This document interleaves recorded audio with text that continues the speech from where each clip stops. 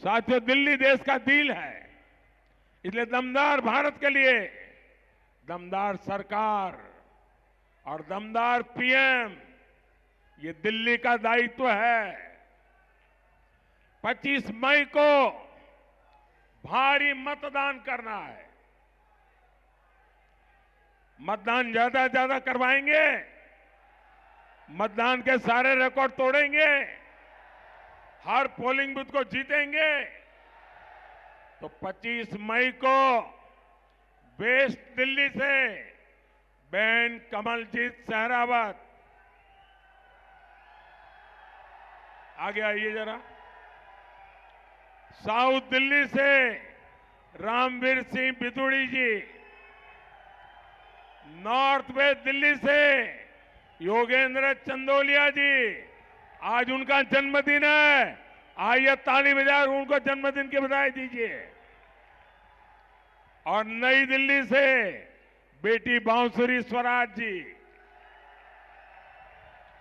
इन सभी को दिल खोलकर वोट देना है। आपका एक एक वोट सीधा मोदी को मिलेगा। नमस्कार।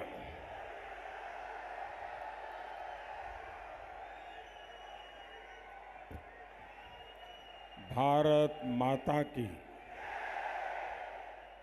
भारत माता की, भारत माता की। दिल्ली का मूड क्या है, ये देश देख रहा है। अब तक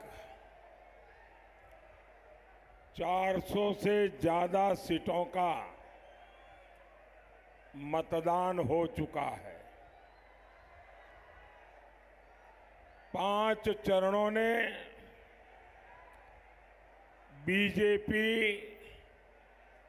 एनडीए की मजबूत सरकार पक्की कर दी है।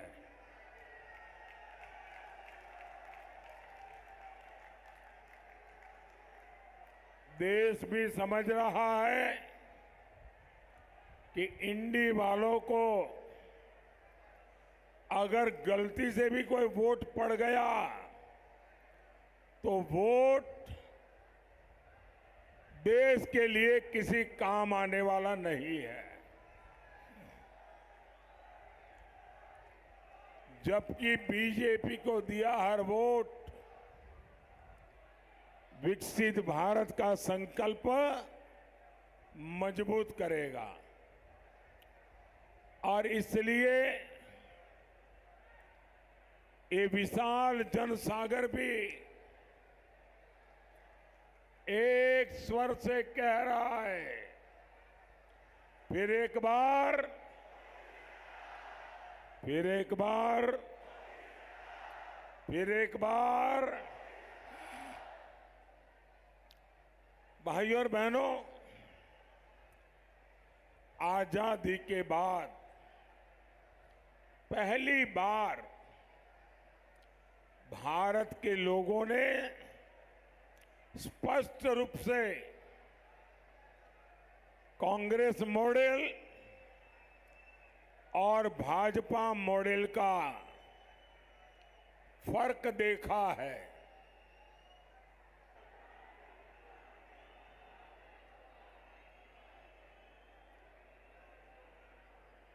साथियों, देश ने कांग्रेस का मॉडल और बीजेपी का सरकार का मॉडल, दोनों में फर्क साफ है। कांग्रेस और इंडी गठबंधन वालों को न आगे का सोचने की फुर्सत है, न आगे का सोचने की क्षमता है, न ही उनको हमारे संसाधनों का उचित उपयोग करने की आदत है, न ही उनको अपनी गति तेज करने की, रफ्तार तेज करने की क्षमता है। इन लोगों ने 60 साल तक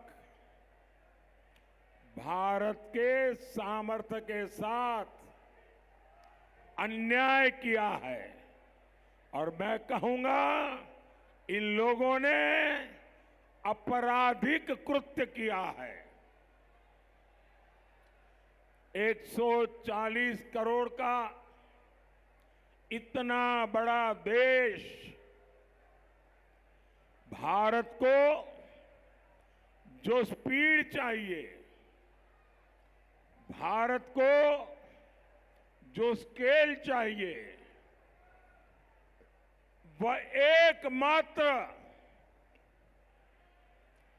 भारतीय जनता पार्टी की सरकार ही दे सकती है। अगर आप में रुचि हो तो मैं आज दिल्ली की जनता के माध्यम से देश के सामने ठोस आंकड़े प्रस्तुत करना चाहता हूं। आप भी अगर उसको नोट कर लेंगे, याद करेंगे और किसी से भी चर्चा करेंगे तो उसको भी हजरत लगेगा कि इतना बड़ा देश के साथ अन्याय किया इन लोगों ने। मैं एक के बाद एक आज आपको बताना चाहता हूं। आप कल्पना कर सकते हैं, कांग्रेस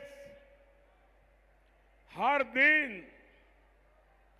12 किलोमीटर हाईवे बनवा पाती थी। मोदी सरकार हर रोज करीब 30 किलोमीटर हाईवे बनवा रही है। कांग्रेस 60 साल में ज्यादा से ज्यादा 70 एयरपोर्ट बनवा पाई थी। 60 साल में 70। मोदी ने 10 साल में 70 नए एयरपोर्ट बनाकर जोड़ दिया।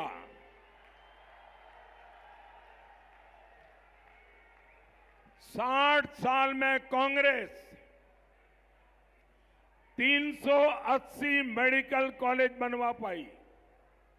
मोदी ने सिर्फ 10 साल में 325 से ज्यादा नए मेडिकल कॉलेज बनवा दिए।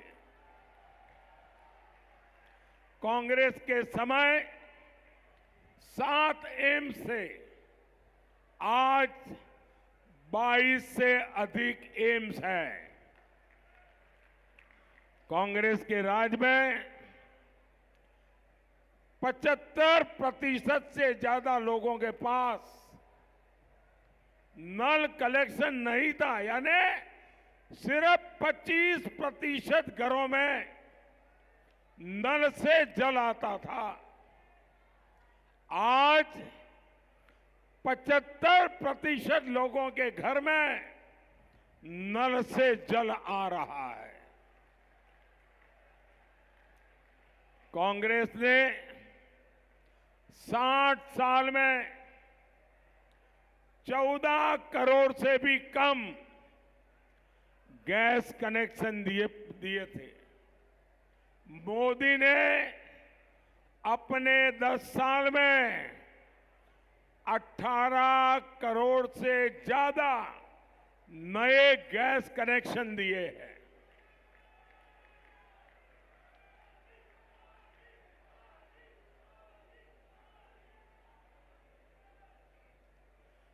कांग्रेस के समय हम मोबाइल फोन इंपोर्ट करते थे, विदेशों से लाते थे। आज हम दुनिया के दूसरे सबसे बड़े मोबाइल एक्सपोर्टर बन गए हैं। कांग्रेस के समय बड़ी मुश्किल से कुछ 100 स्टार्टअप से आज करीब 1.25 लाख स्टार्टअप्स है।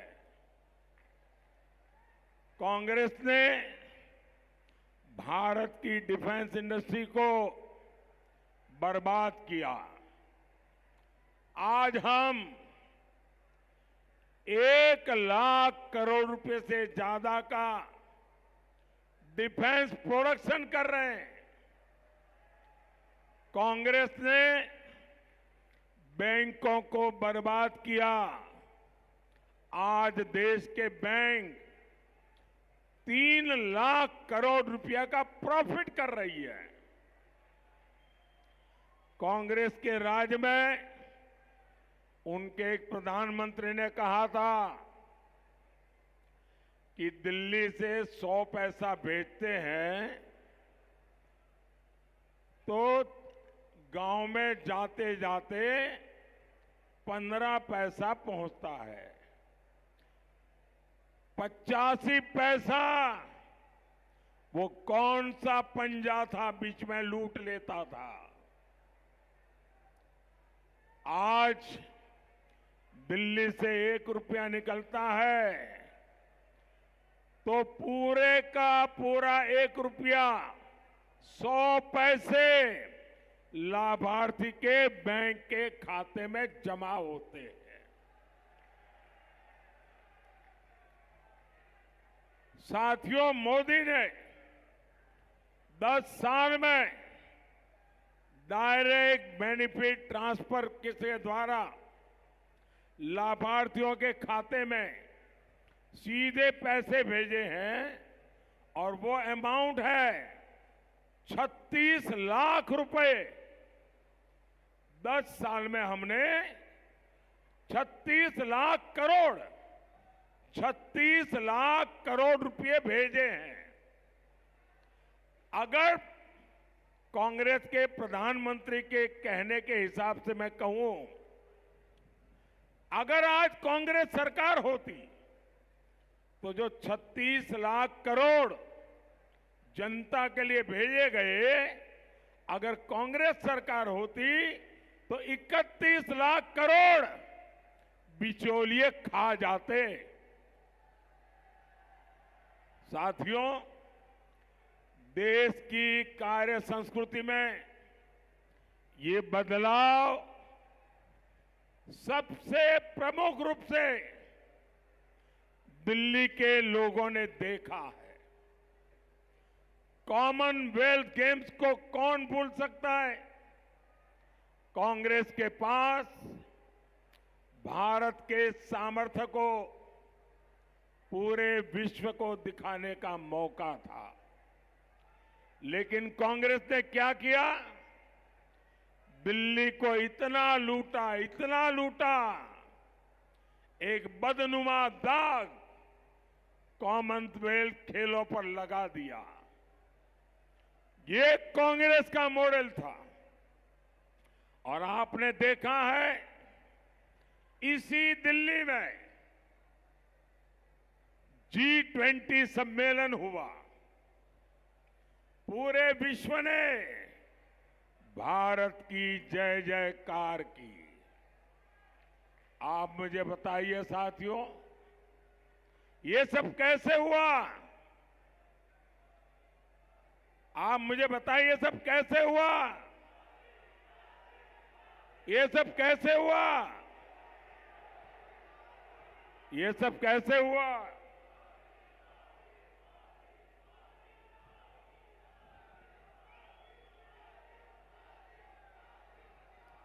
साथियों, ये सब इसलिए हुआ क्योंकि भाजपा का विकास मॉडल नेशन फर्स्ट के लिए कमिटेड है।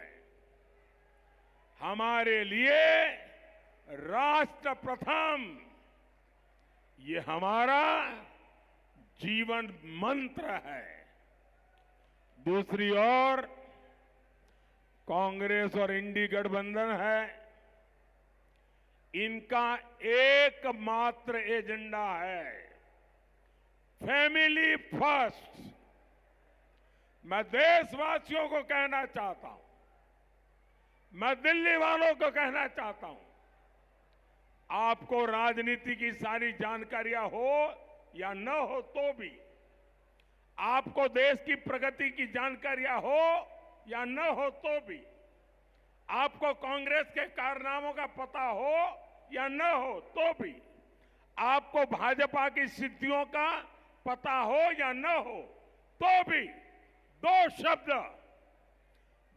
शब्द से आप निर्णय कर सकते हैं कि सरकार किसकी बननी चाहिए। हमारा है नेशन फर्स्ट, उनका है फैमिली फर्स्ट। निर्णय देश करे, नेशन फर्स्ट चाहिए कि उनका फैमिली फर्स्ट चाहिए।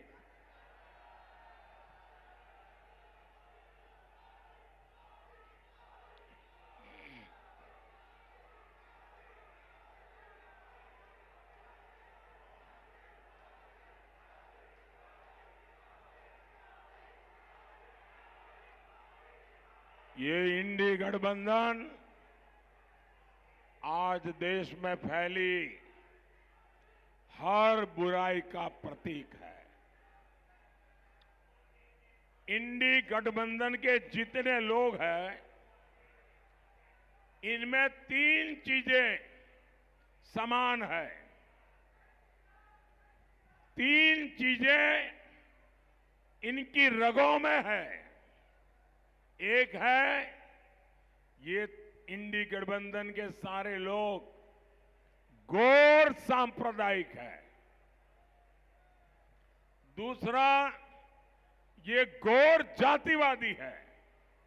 तीसरा, ये गौर परिवारवादी है। इन तीनों में दिखाई देगा। भाइयों और बहनों, इनकी सांप्रदायिकता की साक्षात गवाह हमारी दिल्ली रही है। आज मैं, जो लोग, जरा ये मीडिया वाले भी कान खोल के सुन लो,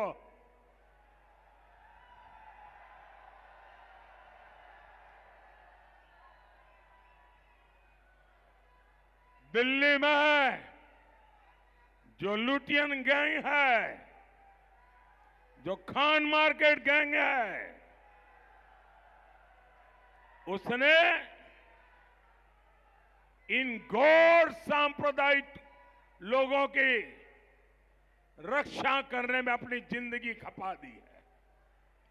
उनके पापों को देश की जनता से छुपाने का पाप किया है। और मैं इस चुनाव में एक लड़ाई लेकर के निकला हूं। जिन लोगों ने भारत के संविधान के साथ धोखा किया है, जिन्होंने भारत की बिन सांप्रदायिकता की भावना के साथ धोखा किया है, अब समय आ गया है ऐसे गौर सांप्रदायिक लोगों को देश पहचाने, मेरे मुसलमान भाई भी पहचाने। मैं बताना चाहता हूं,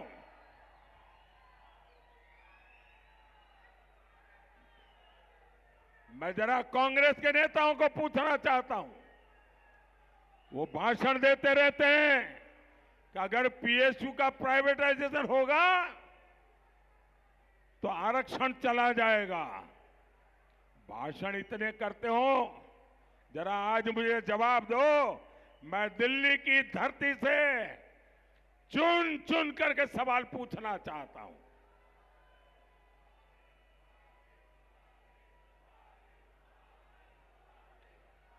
इसी दिल्ली में गले में जलते टायर डालकर मेरे सिख भाई बहनों को जिंदा जलाया गया था। ये गुनाह किसका था? ये गुनाह किसका था? आज कांग्रेस की छतरी के नीचे खड़ा हर दल सिख दंगे का गुनहगार है। ये मोदी है जो सिख दंगे के पीड़ितों को न्याय दिला रहा है। मोदी ने आते ही एसआईटी बनाई, जो आरोपी कांग्रेस नेता खुला घूम रहे थे उनको हमें सजा दिलवाई। भाइयों बहनों, इंडी गठबंधन के लिए अपने वोट बैंक से बढ़कर कुछ भी नहीं है।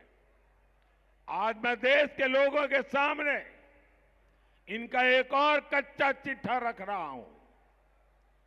कांग्रेस ने हायर एजुकेशन में कैसे एससी, एसटी, ओबीसी, हमारे दलित, हमारे आदिवासी, हमारे पिछड़े, उनका हक छीना। देशवासी जरा सुनो, ये अपने आप को बिन सांप्रदायिक कहने वालों ने दलित भाइयों के साथ, आदिवासियों के साथ, पिछड़ों के साथ कैसा घोर अन्याय किया है।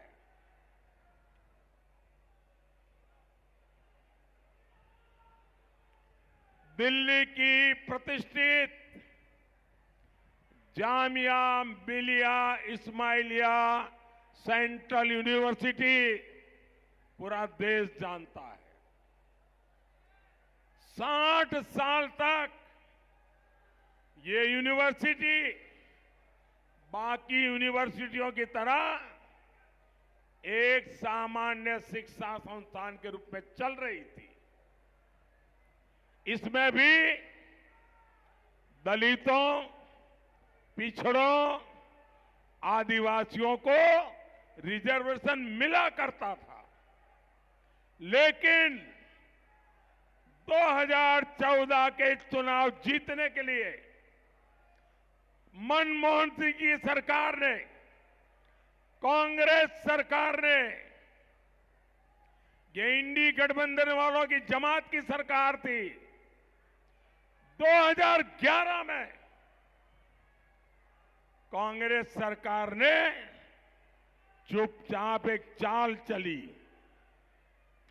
अचानक जामिया मिलिया यूनिवर्सिटी को माइनॉरिटी इंस्टीट्यूशन घोषित कर दिया।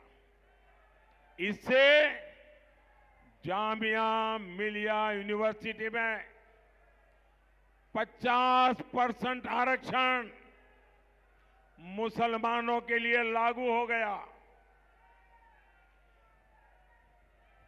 2011 के पहले एडमिशन में सभी एससी, एसटी, ओबीसी को आरक्षण मिलता था।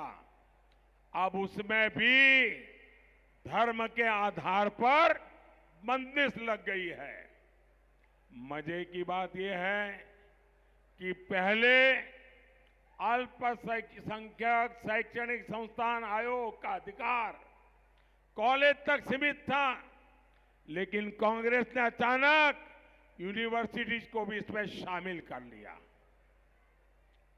मैं जरा जो अपने आप को बहुत बड़े दलितों के मसीहा बना करके घूमते रहते हैं, आदिवासियों के मसीहा बता करके घूमते रहते हैं, पिछड़ों के मसीहा बना करके घूमते रहते हैं, मैं उनको पूछना चाहता हूं, ऐसी कौन सी आपकी मजबूरी है कि आपने दलितों का, आदिवासियों का, पिछड़ों का अधिकार छीन लिया गया, आरक्षण छीन लिया गया और चुप बैठे रहे?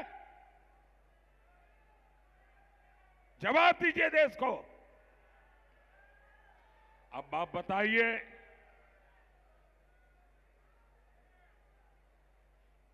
करीब 15 साल हो गए, सैकड़ों एडमिशन हुए, सैकड़ों भर्तियां हुई, लेकिन सभी एससी, एसटी, ओबीसी को उनका हक नहीं मिल पा रहा। ये चीज है, ये लोग पूरे देश में लागू करना चाहते हैं। और इसलिए मैं दलित भाइयों को कहता हूं, ये आपके आंख में धूल झोंक रहे हैं। मैं आदिवासियों को कहना चाहता हूं, ये आपके आंख में धूल झोंक रहे हैं। मैं बख्शीपंच के हमारे ओबीसी भाई बहनों को कहना चाहता हूं, ये आपके आंख में धूल झोंक रहे हैं। साथियों, कर्नाटका में ये लोग एससी, एसटी, ओबीसी का कोटा छीनकर मुसलमानों को दे चुके हैं। आज मैं नहीं जानता हूं हमारे मीडिया के लोग इस खबर को खबर मानते हैं कि नहीं मानते। आज ही कोलकाता हाईकोर्ट ने इस इंडी अलायंस को एक बहुत बड़ा तमाचा मारा है। कोर्ट ने 2010 के बाद से जारी सारे ओबीसी सर्टिफिकेट कैंसिल कर दिया है। क्यों? ये इसलिए किया गया क्योंकि पश्चिम बंगाल की सरकार ने मुसलमानों का वोट बैंक के लिए अनाप शनाप मुसलमानों को ओबीसी बनाने के सर्टिफिकेट दे दिए थे। ये वोट बैंक की राजनीति, ये तुष्टीकरण की राजनीति, ये तुष्टीकरण की सनक हर हद पार कर रही है। आज कोर्ट ने तमाचा मारा है। यही लोग कहते हैं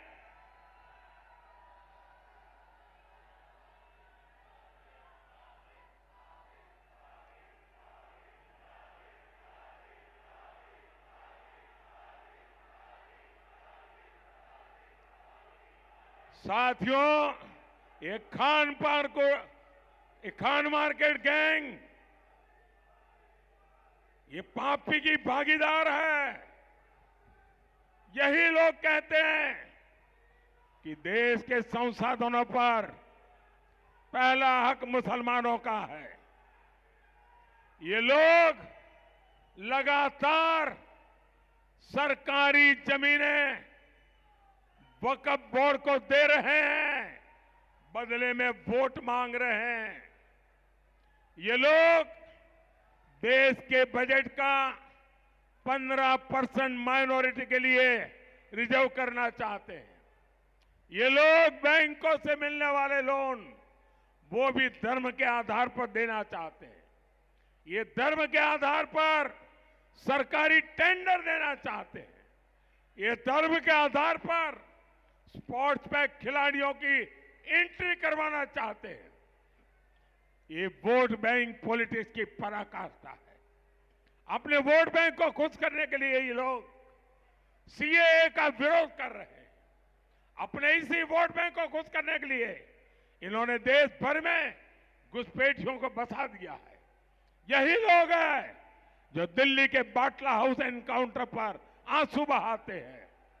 यही लोग हैं जो 3 तलाक के खिलाफ कानून उसका विरोध करते हैं। तुष्टीकरण में एक से बढ़कर एक है।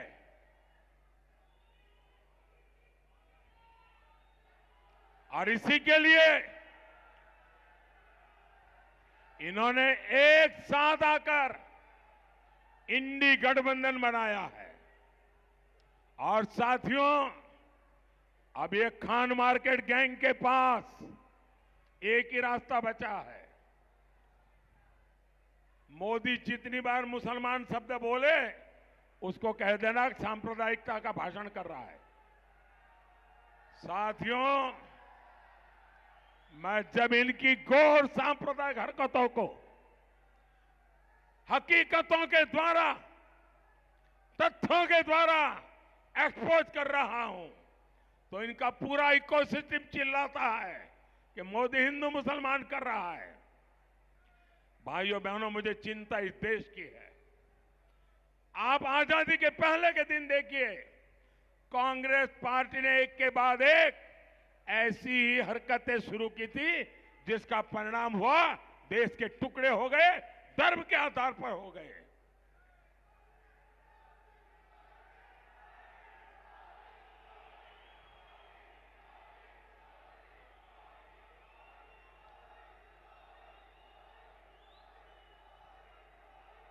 मैं हिंदू मुसलमान नहीं कर रहा।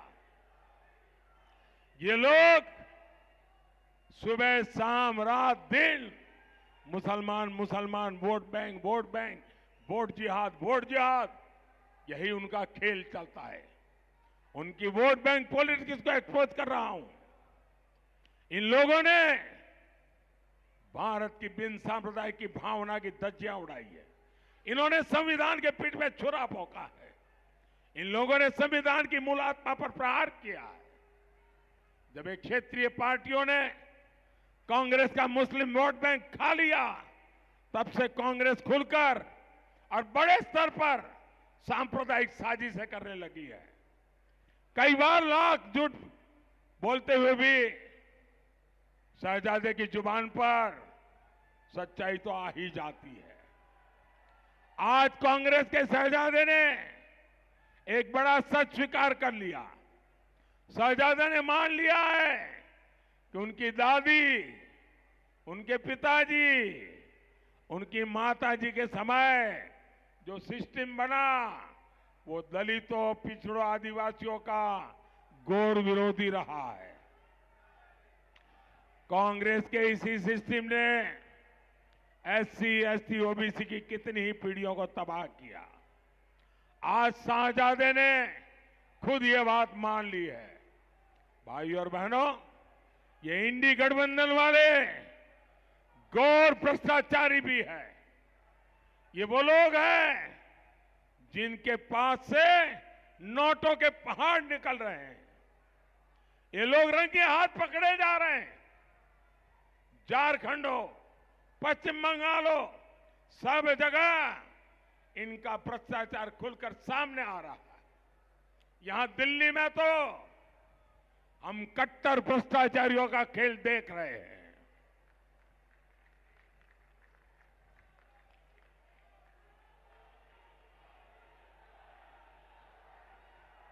इन लोगों ने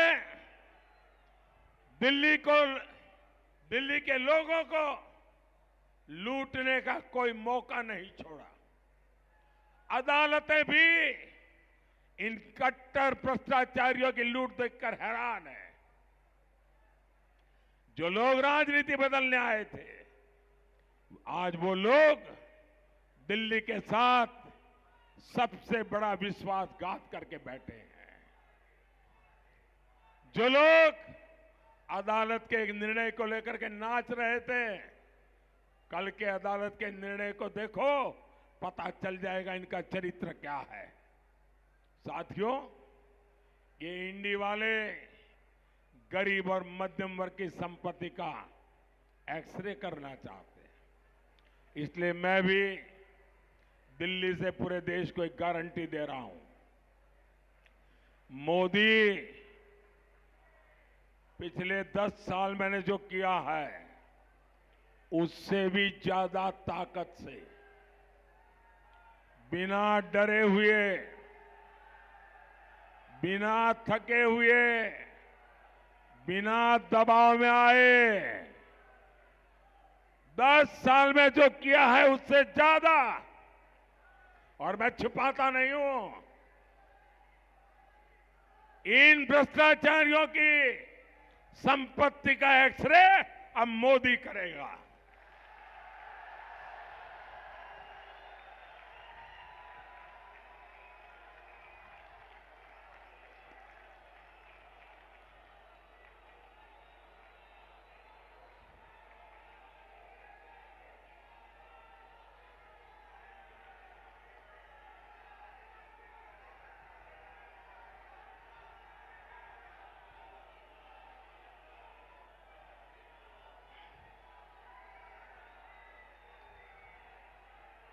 शराब घोटाले की कमाई हो या फिर नेशनल हेराल्ड घोटाला हो,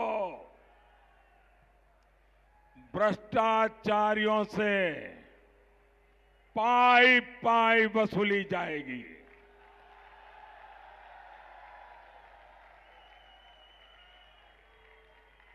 जिसने लूटा है उसे लौटाना ही पड़ेगा।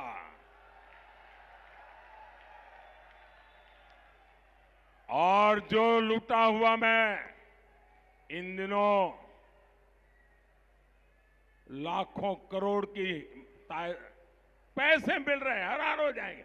2200 करोड़ रुपया पकड़ा गया है। अकेले चुनाव डिक्लेयर होने के बाद 9000 करोड़ रुपया पकड़ा गया है।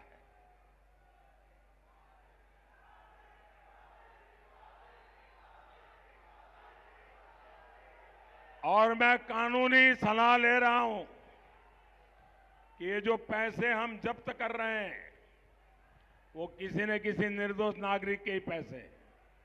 किसी ने नौकरी के लिए पैसा दिया है, किसी ने नौकरी के लिए जमीन दिया हुआ है, किसी ने नौकरी के लिए अपना घर लिखवा दिया है।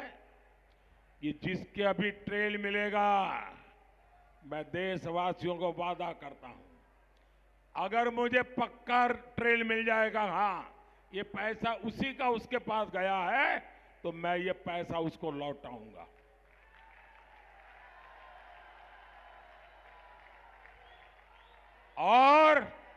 और ये जो लुटेरे हैं ना, उनका जिंदगी जेल में जाना तय है दोस्तों। ये मोदी की गारंटी है।